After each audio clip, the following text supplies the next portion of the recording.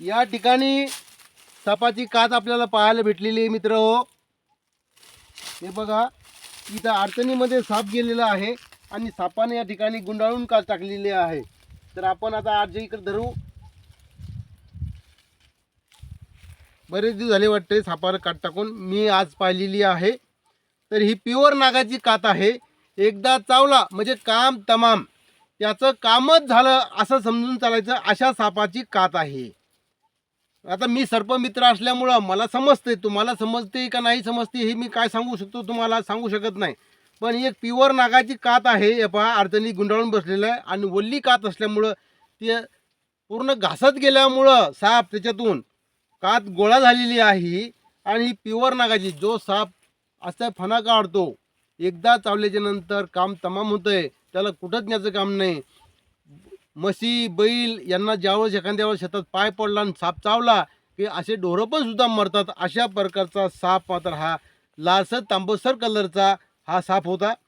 तर हा सापाचं डोकं आता याच्यातच गेलं असेल, कुठंतरी दिसत नाही, सगळा गुंडाळून बसलेला आहे हो. हे बघा, खूप डेंजर साप आहे, ज्याला म्हणतात नाग. नाग नावाच्या सापाचा कात आहे. आणि हे या ठिकाणी आपल्याला पाहायला भेटलेली आहे. सापाचे मी पहिल्या व्हिडिओत तुम्हाला सांगितले, सापाचे खूप काही फायदे असतात कातीचे. तर आपल्याला त्या फायद्याचं काही घेणं देणं नाही. मी सर्पमित्र असल्यामुळं तुम्हाला सांगतो, तुमच्या शेतामध्ये तुम्ही सावध राहा. झाडाखाली बसत असाल, अडी अडचणी कुठं बसाल तर सावध राहा. घरामध्ये सावध राहा. कुठेही साप कात टाकून बाजूला बसू शकतो आणि पुढं अडचणीत बसू शकतो. म्हणून सुद्धा आता याच्यामध्ये काय सांगायचं काय काम नाही. हा सापाची कात बऱ्याच दिवसाची आहे असं मला असं वाटतंय, त्याच्यामुळे तो साप आता इथे नाही.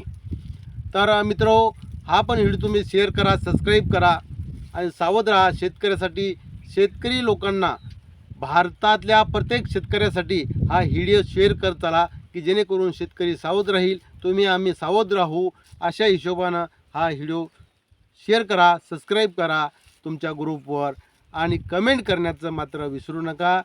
नमस्कार मित्र हो. पटलं तर घ्या. चॅनलवरती रामप्रसाद थोरात आपल्याला नमस्कार करतो. धन्यवाद मित्र.